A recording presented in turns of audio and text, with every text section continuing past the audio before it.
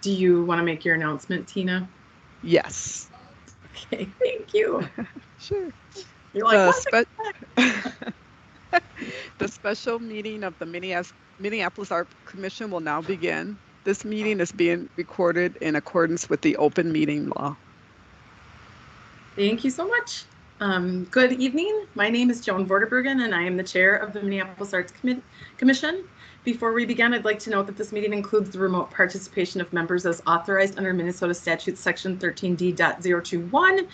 Due to the declared local health pandemic, I will now call this meeting to order and ask the clerk to call the roll so that we may verify the presence of a quorum. Thank you. Commissioner Aylesworth. Present. Commissioner Bedbury. Present. Commissioner Brinkman. Commissioner Silky Jones. Commissioner Mansfield. Present. Commissioner Midak.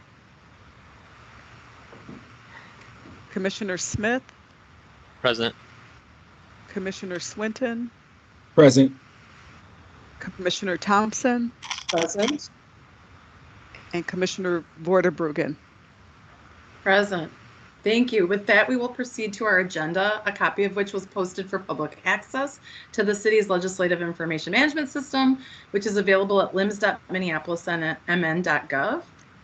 You can see you should have had a copy of tonight's agenda, and it is also in the chat if you'd like to take a look at it, but I will need a motion to approve this evening's agenda. I'll move approval. Thank you, Commissioner Thompson. Can I get a second? Second. Second. Sure. Commissioner Swinton, thank you. And then Tina, if you will call the roll if there isn't any more discussion on the agenda. Okay, go ahead. Thank you. Commissioner Aylesworth. Aye. Commissioner Bedbury. Aye. Commissioner Mansfield. Commissioner Smith. Present. Commissioner Swinton. Aye. Commissioner Thompson. Aye. And Commissioner Vorderbruggen. Aye. Okay, with that, that motion passes. So on to our meeting. Thank you everyone so much for making the time to get together this evening. I really, I know I speak on behalf of everyone. We really appreciate the extra time and consideration that everyone is taking. And I hope that through our conversation this evening, we're able to have some really rich and valuable learning. And I also just want to say that I recognize that there are some opportunities for our process to include, you know, just a little bit more time to breathe with some of the work that we're doing, and that there may be some areas that we could provide for information sharing that's a little bit more robust for the Minneapolis Arts Commission. It's a separate conversation and I don't want to sidetrack us, but I just want everyone to know that these processes and consent agenda, for example, and just some of the ways that we advance projects, I think there's just always room for improvements. And it's really helpful when we have new commissioners and when we have commissioners that come to the table that have, you know, just ideas about how we do things, and that bring to light that there could be some opportunity for growth. And inclusivity is really important to all of us. And I think everyone here shares a through line that we wish for the artists that we work with to be as successful as possible. And that is a very important and valuable thing that we all hold very near and dear to us. None of us would be volunteering on a Wednesday evening if we didn't care deeply about the art and the artists that we work with in the city. So with that, I would love to move into introductions, and how we like to do introductions is to introduce yourself, and if you could just speak to the neighborhood you live in or something very, very brief that you wish to share. We're kind of really focused this evening. And then tag the next person, that would be fantastic. So I'm Joan Vorderbruggen. I work for Hennepin Theater Trust. I represent wards 3 and 7, she, her, hers, and I will tag Commissioner Bedbury. Hello, I'm Mandy Bedbury. I live in Ward 10, she, her, hers, and Yeah, I'm on my front porch enjoying Ward 10 right now. And I tag Commissioner Mansfield. Hi, Mari Mansfield, she, her, hers. I'm a visual artist in Minneapolis, as well as an American Indian education tutor for the Elk River School District, and I'm in Andrea Jenkins' ward. I'll pass it to Lana. Hi there, Lana Aylesworth, she, her, hers. I live in Ward 11 and I serve as a layperson on the Arts Commission. I'm an theatrical enthusiast is my background, and I have a history in admin work, and now I'm loving the volunteer here. I'm going to tag Commissioner Thompson. Thank you. Hi, Lucy Thompson, she, her, hers. Ward 10, and I'm brand new to the commission. My history is in city planning and public art policy. I will take Commissioner Swinton. Hello, my name is Jeff Swinton. I'm in Ward 7, and he, him, his, and I'm a layperson on the commission. And I will tag Commissioner Smith. Hey, I'm Commissioner Smith, he, his. I am in Ward 1. I'm also a layperson on the commission. I will tag Ahava. Hi everyone, Ahava Silky Jones, she, her, hers. I am representing Ward 7 and I'm an arts administrator. And who has not yet been tagged? I think we can take staff. All right, Tina. Hi, I'm Tina Beach, and I am the admin support for the Arts Commission. I work in operations and long-range planning at the City of Minneapolis. And I will tag Mary Altman.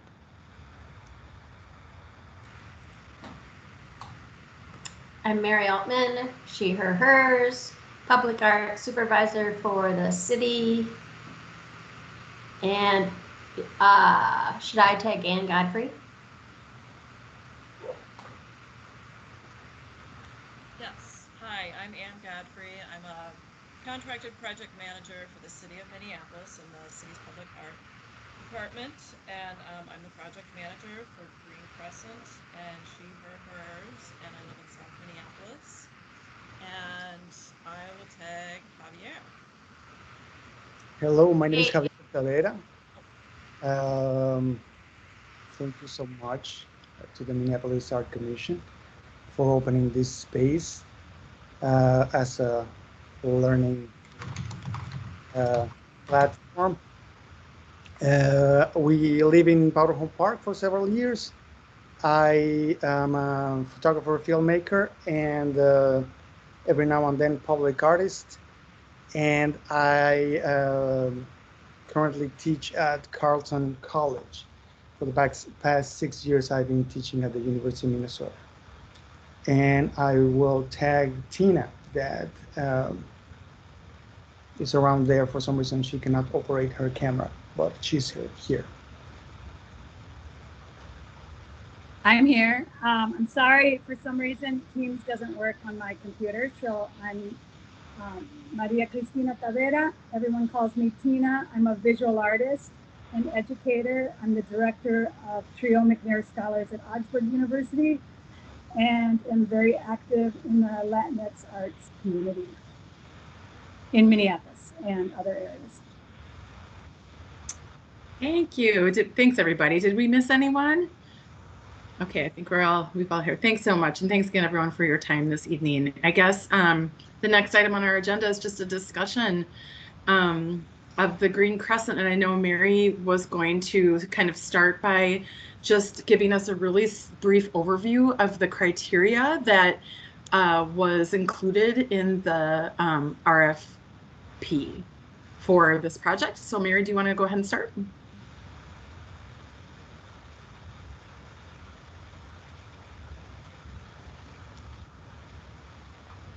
Mary, you're muted.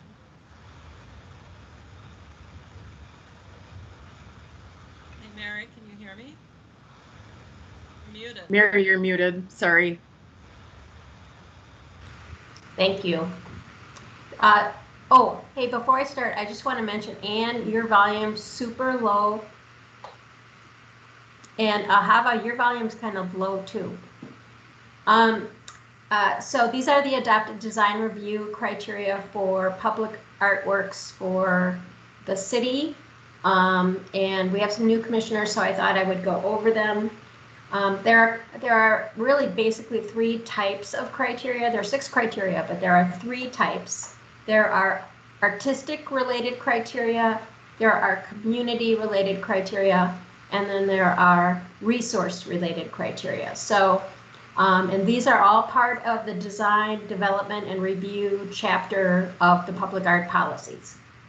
So the first criteria is stimulate excellence in urban design and public arts. This is all about the quality of the artwork and the design, including whether the design itself is high quality in concept and in construction and fabrication and materials, whether it's comparable to other works we own, if it's a one of a kind idea, and whether or not the presentation materials are high quality. The second criteria, which is also an artistic criteria, is value artists and artistic processes.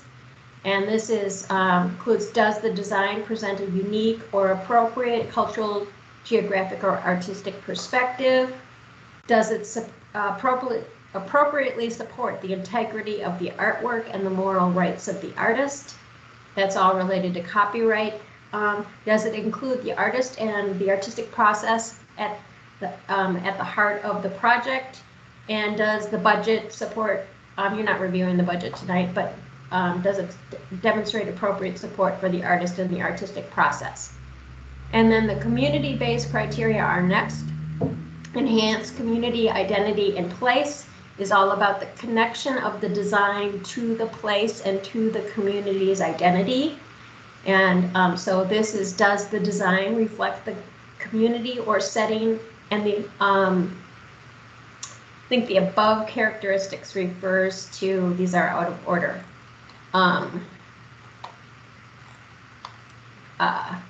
Geography, history, culture. Is the artwork design integrated into the site design and function? This is a site along a trail. In terms of involve a broad range of people and communities, will the design involve, does the design or the process involve community members in the creation of the artwork, or have they been involved in the process? Does it address ADA regulations as they apply to public art? Does it celebrate one or more of the city's cultural communities? And will the completed work bring people together? And then the resource criteria are contribute to community vitality, which is the economic development goal related to public art. And that includes, will a completed work attract visitors and residents? And Javier and Tina actually asked that question in a survey to the community. Will the completed work or proposed process encourage civic dialogue about important city issues? And is the proposed project safe? And then the final criteria, the most pragmatic of all the criteria, use resources wisely. Is the design sustainable, secure, and technically feasible? And does it work within the timeline and the budget? So those are the design review criteria. I think that's helpful, Mary. I want our commissioners to know that there has been a lot of time and thought that's been put into the criteria. However, this will be a topic of future discussion, that I think we can re-look at this as we embark on the public art policy process that we're going to be doing. But for tonight's purposes, to just know that this is the criteria that exists today. And so this is these are the kind of the words and the values and the things that we had asked for as of now. So just a point of interest. So thanks, Mary. Is there any questions or clarification about the criteria that anyone wants? Okay. So I'm not sure. I apologize. I should have probably touched base to understand, but it's my understanding then that Javier and Tina, were you going to present the, okay, perfect. If no one else has anything else that they'd like to bring forward at the moment, I think we should move forward with that. Madam Chair, I believe Anne is going to introduce them and talk about the rationale that the panel had for selecting them as the artists. Awesome. Thank you. Go ahead, Anne. Okay, just 1 sec. I'm going to share my screen. Talk loud, Anne. Okay. Can you hear me now? You're pretty quiet. Okay, I will shout then. So I just wanted to give a little more formal introduction or more complete introduction of Javier Tavera and Maria Cristina or Tina Tavera. So after moving from Mexico City to the United States, Javier Tavera learned what it felt like to be part of a subculture, the immigrant community. Subjected to alienation, he transformed the focus of his photographs to share the lives of those who are marginalized. Images have offered insight into the diversity of numerous communities and given a voice to those who are often invisible. Tavera has shown his work extensively in the Twin Cities, nationally and internationally, including Germany, Scotland, Mexico, Chile, Uruguay, and China. His work is part of the collections of the Minnesota Museum of Art, Plains Art Museum, Minnesota Museum of American Art, Minnesota History Center, Ramsey County Historical Society, and the Weissman Art Museum. He's a recipient of the McKnight Fellowship, Jerome Travel Award, State Arts Board, and Bronica Scholarship. And as Javier earlier stated, for the last 6 years, he's taught at the University of Minnesota.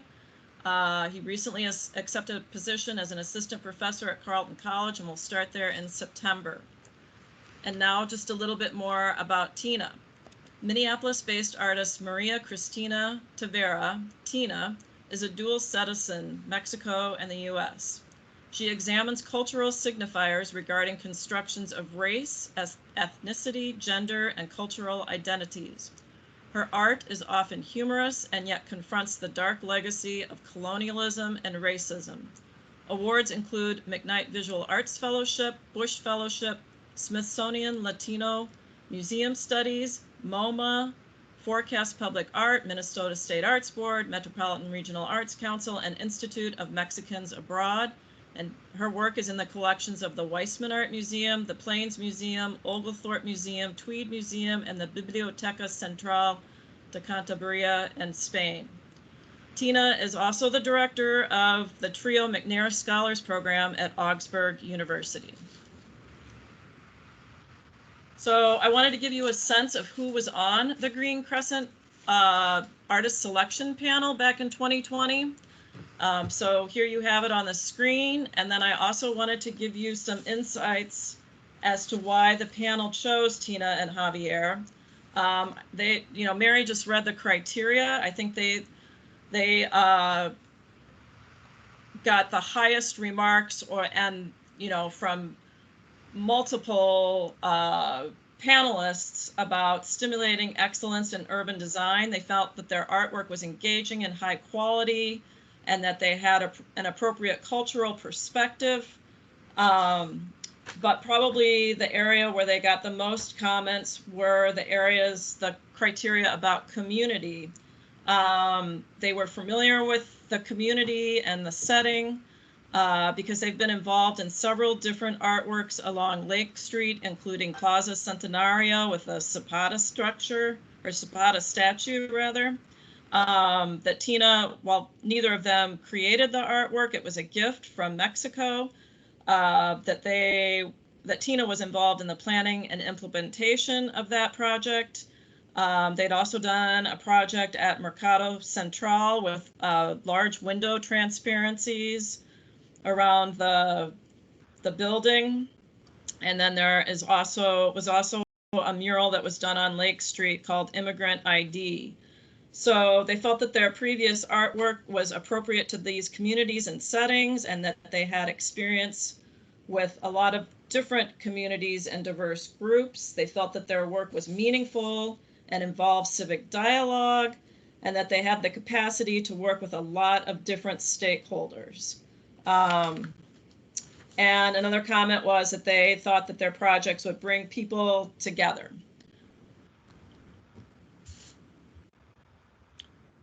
So at this point, I'm going to turn it over to Tina and Javier to do the rest of the presentation. Thank you, Ryan. Just to give it a little bit of context, I mean, in our presentation, we're going to talk about location and all that. I think that's one of the first or second slides. Can we go to the next one, Anne, please? So for those of you who don't know where this is, you're seeing in front of you the location of it. To the left, meaning to the north, you have the Greenway in black, and to the right, you have the new transit center in orange and beige. So the green crescent is this elongated crescent space of green where we are going to put our public art. Next, please. This is essentially something very similar but more specific, where the green crescent is going to have a pedestrian and bike path, seen here in beige and gray, and is going to have a hopefully a fair amount of green space. Where you see the red dots, that is where the lenticular piece is going to be. Next, please. This is a mock-up of what the installation is going to be. It's going to be a lenticular piece. That means that it is composed of two images. If you go from south to north, you're going to see a horse. And if you go from north to south, you're going to see a flock of birds. And I just want to emphasize that the lenticular design was inspired by the request to make a piece of work that encouraged movement.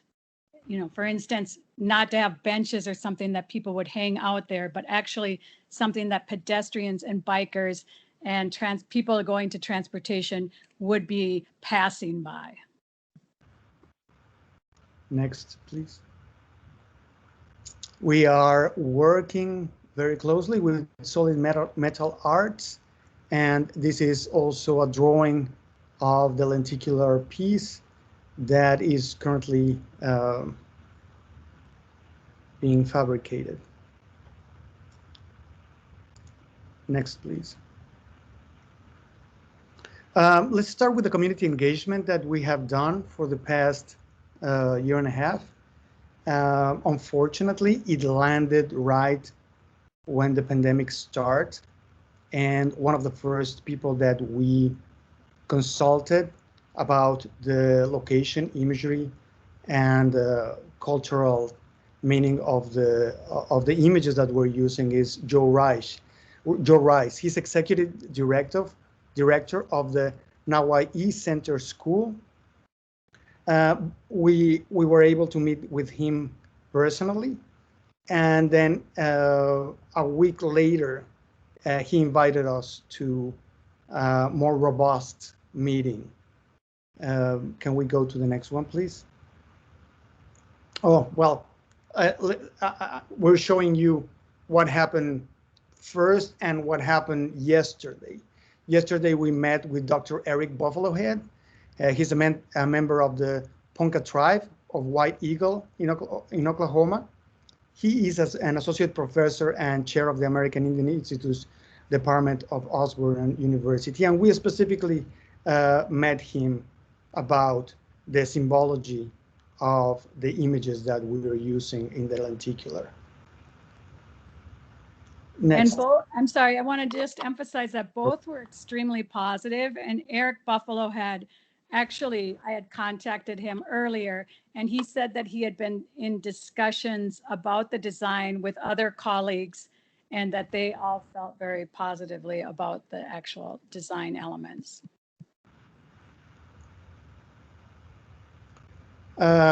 This is the other meeting that I was talking about, the Field Deeps Indian Educators.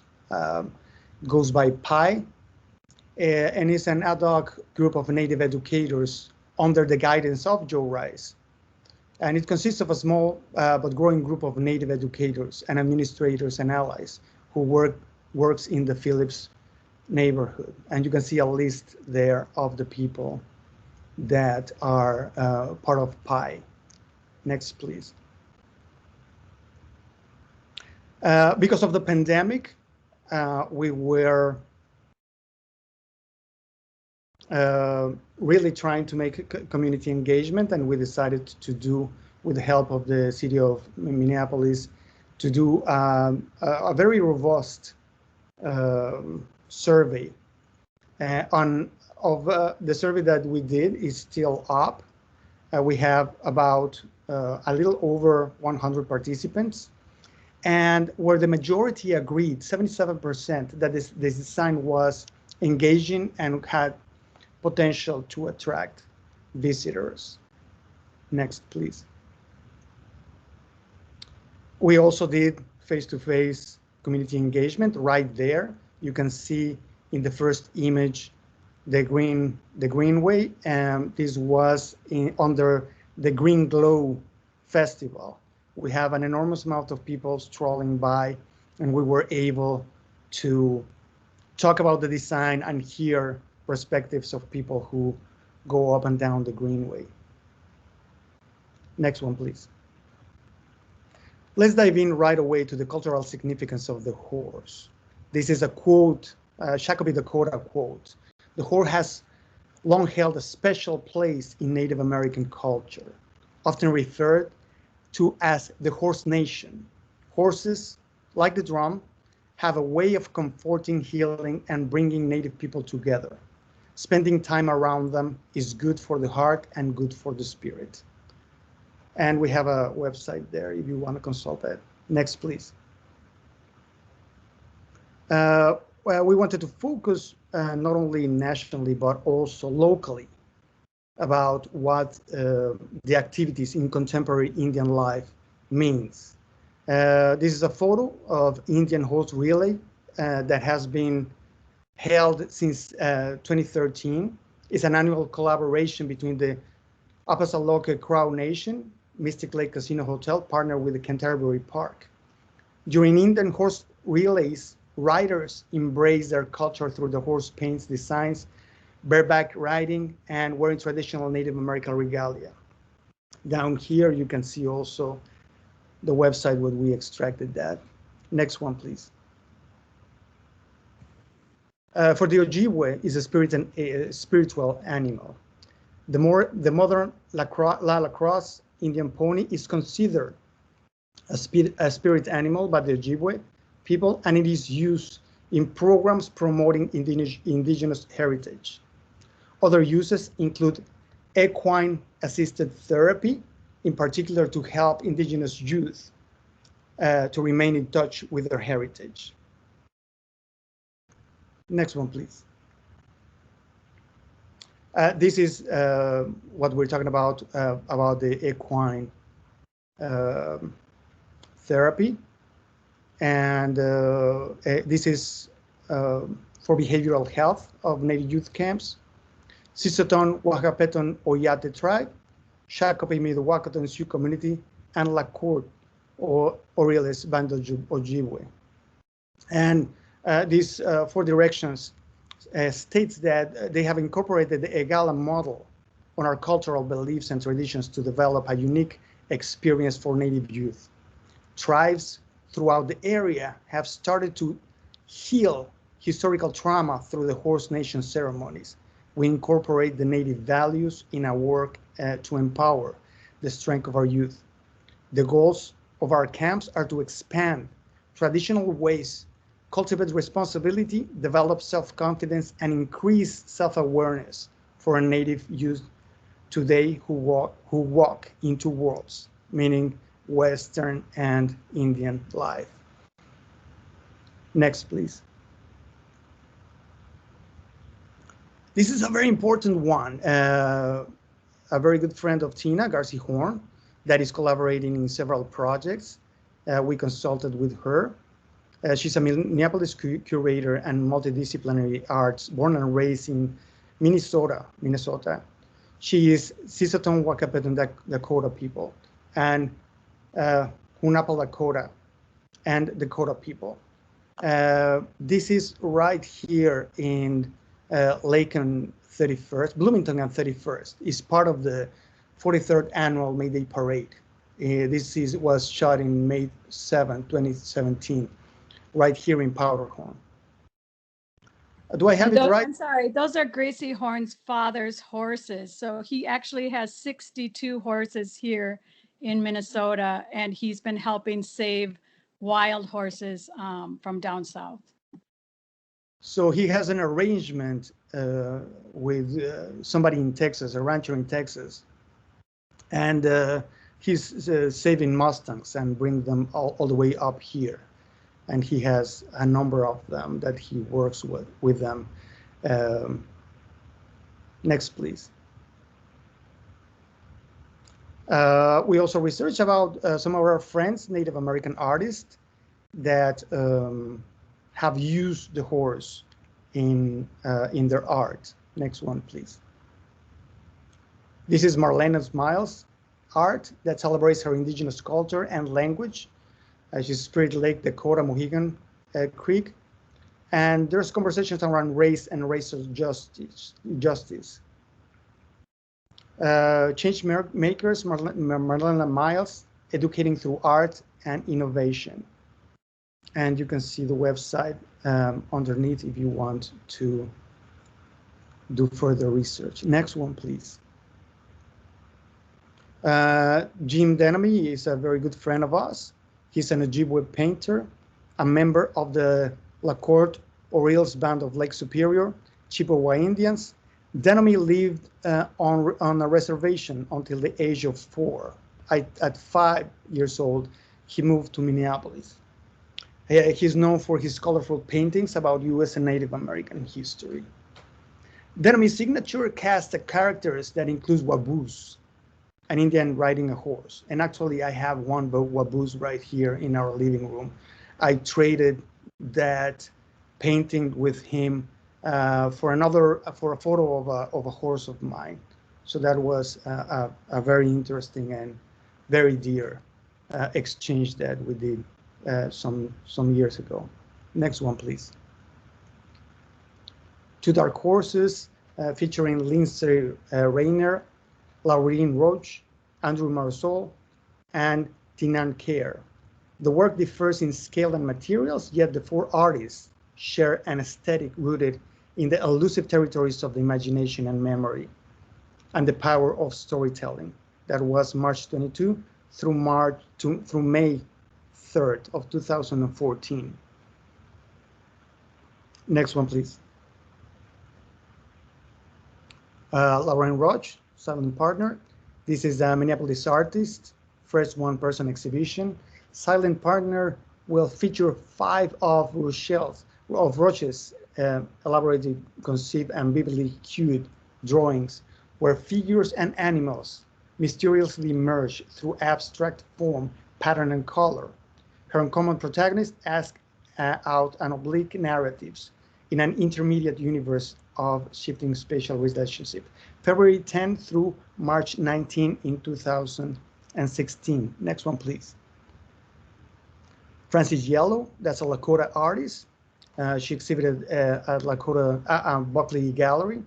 And Buckley Gallery is pleased to present works on paper, canvas, and selected 3D work by Francis Yellow, Wannabigal Yukaki, colorful warriors, horses, bison, and picket signs, override stock certificates, checks from the U.S. government, maps, and other documents. We can see that Francis uses also the horse motif. That was in 2012. Next one, please.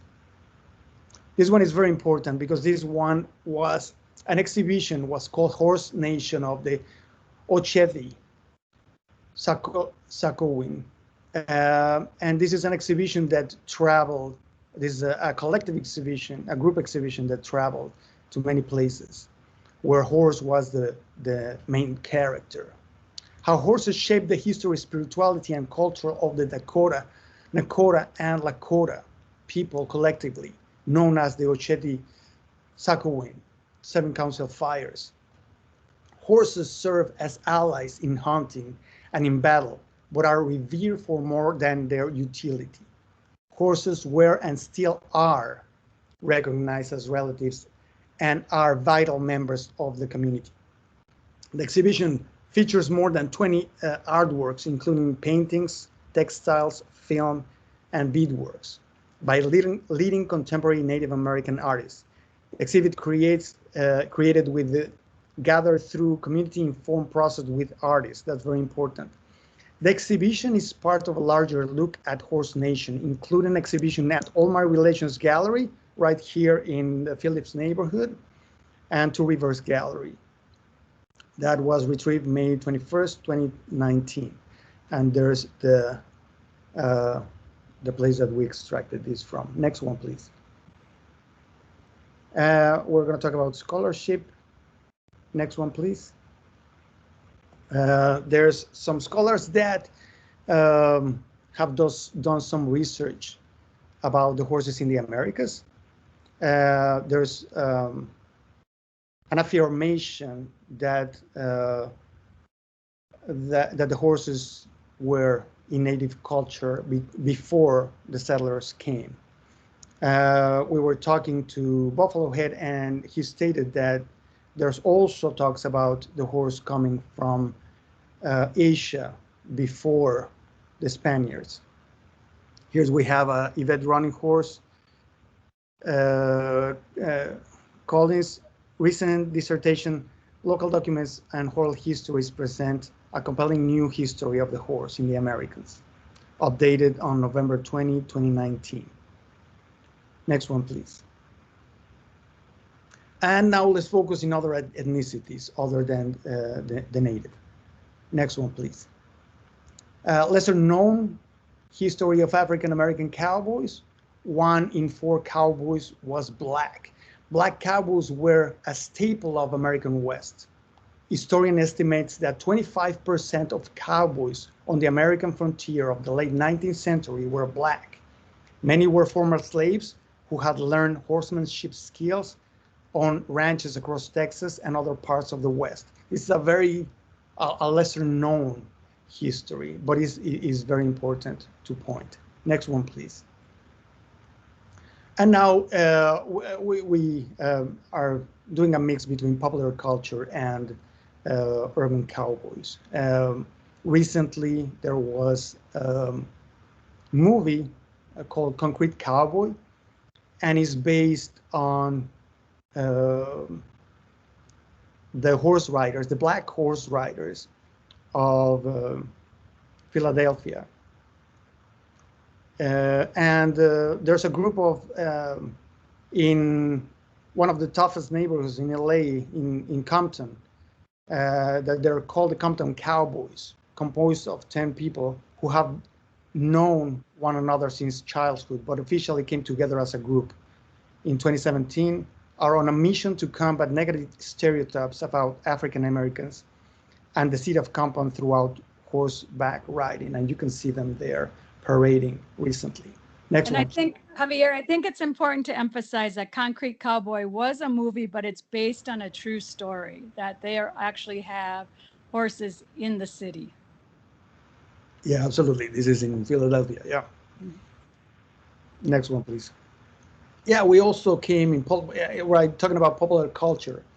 This is a commercial for the Super Bowl with Lil Nas, and reimagining what the cowboy and the use of the horse is. You can see him here, a still from the commercial with boomboxes in the back. It's quite interesting if you get a chance to see it. Next one, please.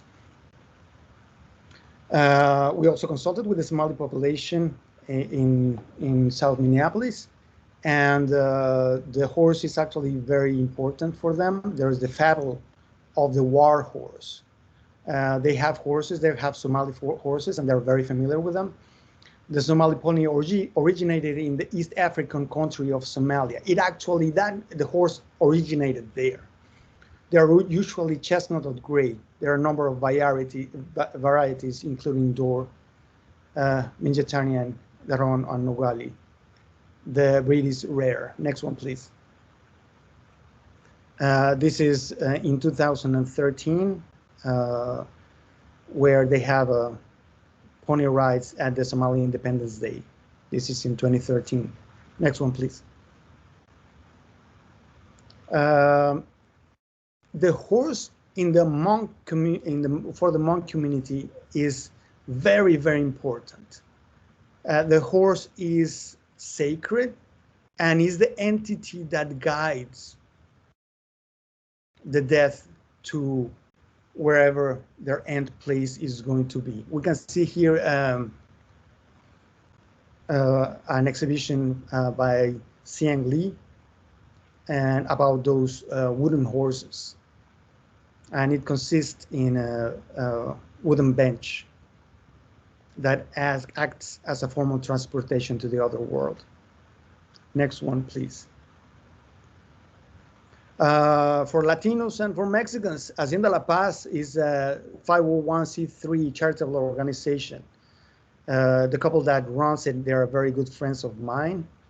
And their base is teaching leadership skills to children and adults using horses. Focus on people who live in city for peace talks. They do a lot of work with kids and with kids with disabilities. They do a great work over there. Next one, please. This one was taken last Saturday. This is the Mexican community in Minnesota. This is I documented charreria whole day. This was last Saturday. There's a chapter of Charros de Minnesota. Charros de Minnesota has 4 groups, and people from charros from Chicago and charros from Arkansas came here to participate in this day. There were hundreds and hundreds of charros celebrating charreria on Saturday. They have numerous events throughout the summer, and the horse is revered as a sacred entity for the charro, and this has a long history after the Spaniards came, of using and appropriating that horse, being an emblem of Mexicans. Next one, please. These are other examples that we find, about the Renaissance Festival, Jesse James in Northfield, the State Fair. There's a horse expo in the State Fair annually, and the Minnesota Equestrian Center. I think that concludes our presentation. I believe that we can open this for questions. Do I have it right, Mary? I'm sorry, Anne? That would be a question for Joan about. Yeah. So I'm glad. I want to be mindful of time. Thank you so much for taking the time to deliver the presentation to the commission. We really appreciate it. I'd love to open up and give the opportunity for anyone to ask questions or comments. I'll volunteer first that I want to say that I really appreciated how much education was in this presentation, and I appreciate the representation of contemporary Native life about around this symbology that you are proposing. But I'd like to be able to have a robust discussion. So who would like to begin? Hi, I have a question. Yes. So in your initial write-up, you described that horse symbolism is representing Native Americans. And then in your secondary write-ups, as well as this presentation, we're hearing that horses are representative of many different cultures, including Somali, Black, Hmong, and other Asian countries. In the final iteration of this design, for instance, if hypothetically there were to be, let's say, a plaque that would have a description of the artwork, how would you want that artwork to be described and the imagery to be attributed? We actually were told that it's very limited what we can put on the plaque. It typically only has the basic information about the artwork. But so we'd have to be really strategic. So that's a really good point about the language, and be really efficient with our words if there is even any possibility. But we understand that there's a limitation of what we can even put just because of the current policies with plaques for the artwork in the city. There's talks about putting a QR code, but since this is going to stay up for 30 years, I'm not sure if that's going to be irrelevant in 5, 10, 20 years. So we're trying to navigate that discussion, yes. So I could just elaborate on how the artwork descriptions are used. So we have several places where we include information about the artworks. In fact, we have 8 interactive touring maps online that you can tour the different artworks in the city, and so the descriptions are there. We also placed QR codes at sites, not on the bronze plaque, because obviously a QR code is not probably a 25-year symbol. But you know, we have a as you know, we have a problematic website right now, but generally we have a pretty strong website, and any promotional materials about the artwork, this text will, or Javier and Tina's text will be used. And artists continue to tweak their written descriptions through the completion of the artwork, and they submit their final written description after the fabrication is done, because they keep learning about the piece as it's getting made.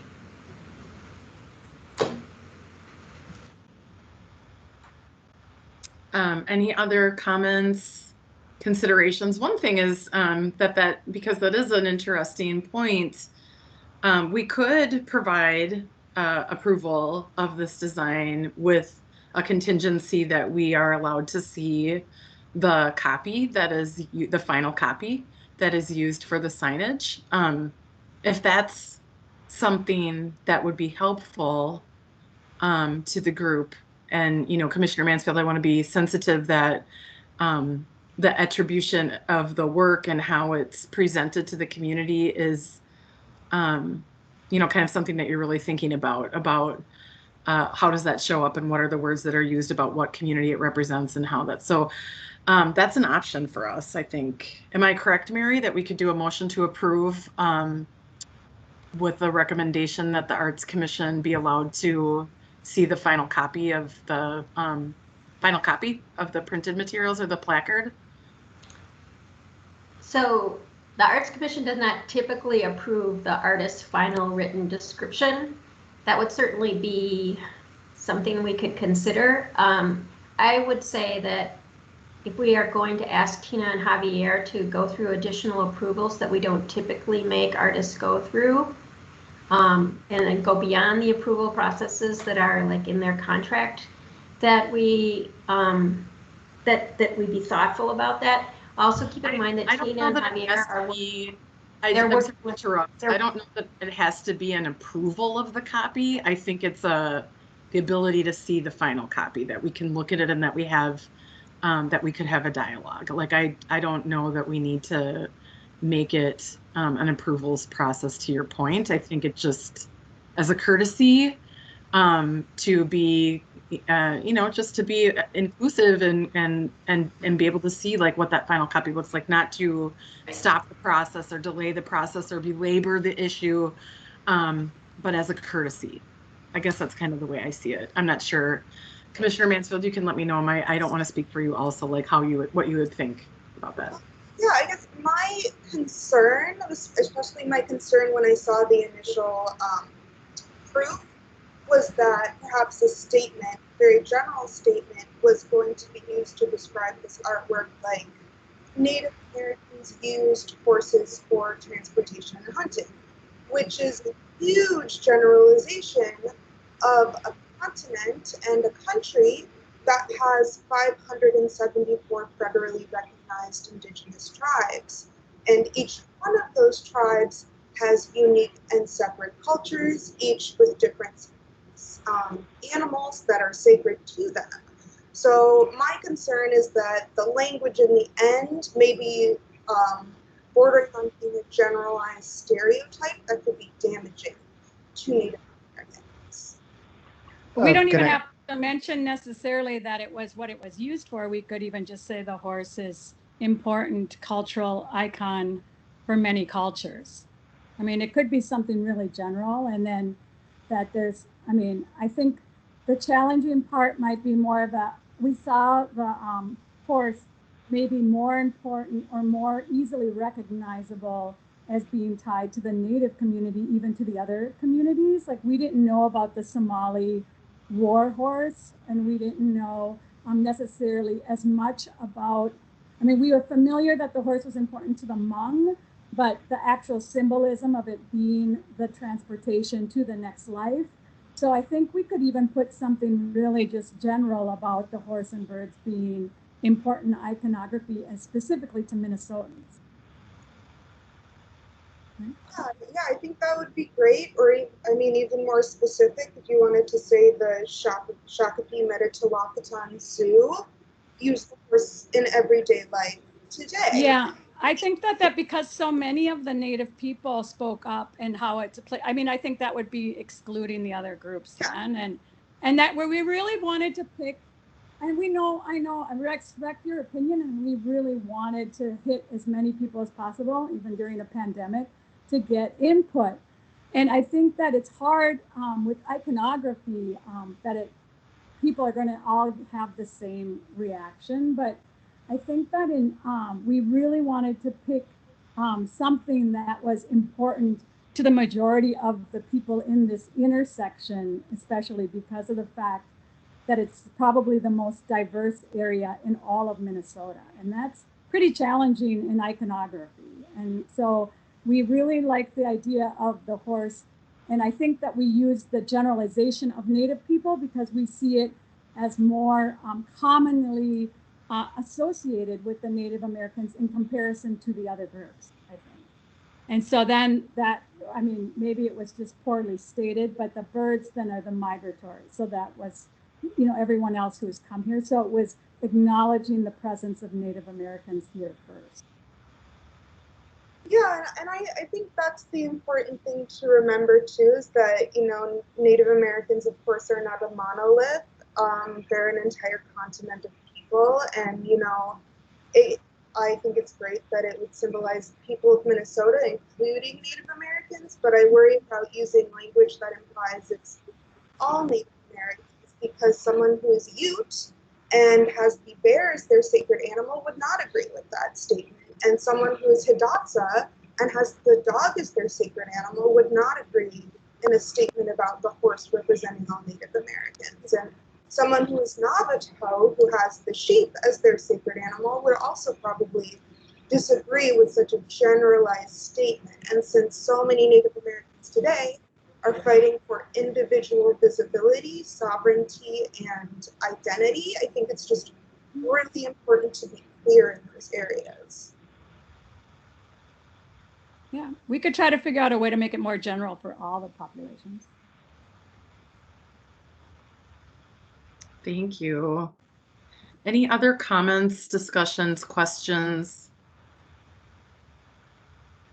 Any other commissioners want to bring forward any?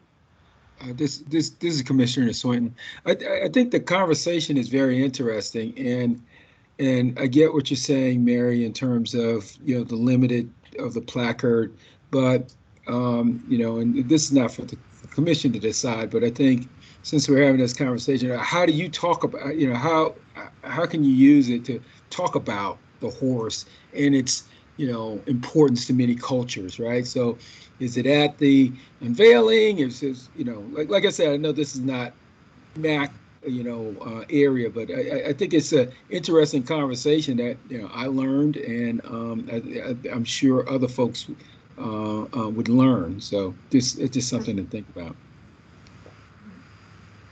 Thank you. I do also really appreciate the level of learning that's happening for personally. Like, thanks a lot, everybody, for participating in this. Any other comments, questions, or concerns from any other commissioners? Okay, we are at 6 o'clock. I would love to have a motion to approve the green crescent design.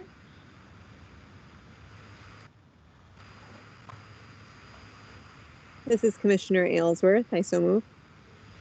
Okay. Can I get a second?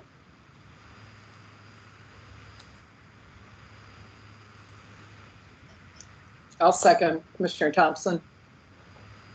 Okay, we have a proper motion before us. Is there any discussion before the clerk calls the roll? Okay, with that, I'll ask the clerk to call the roll on the motion. Commissioner Aylesworth, Aye. Commissioner Bedbury, Aye. Commissioner Silky Jones, Aye. Commissioner Mansfield, Aye. Commissioner Smith, Aye. Commissioner Swinton, Aye. Commissioner Thompson, Aye. Commissioner Vorderbruggen. Aye, that motion passes. Thank you everyone for the time this evening.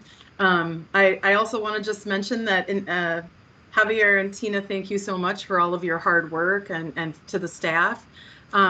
We want to be as helpful as we can be, so please, through this process, as you're moving forward, let us know if the commission can be of support in any way. I know that we all feel strongly about that. So with that, we have completed all items on the agenda for this meeting. I will ask members and staff if there are any other matters to come before this meeting. Madam Chair, I just put in the chat a document that summarizes the Indigenous works that we own, the Indigenous projects we have in progress, and the consultants we've been working with in the Dakota and Anishinaabe community over the past few years for people's information. Thank you. That would be great to distribute to all of the commission too. I think that'd be really important. So thank you for that. Okay, without objection, I will declare this meeting adjourned. Thanks, everyone. Enjoy the rest of your evening. Thank you. Thank you. Thank you. Thank you. Bye.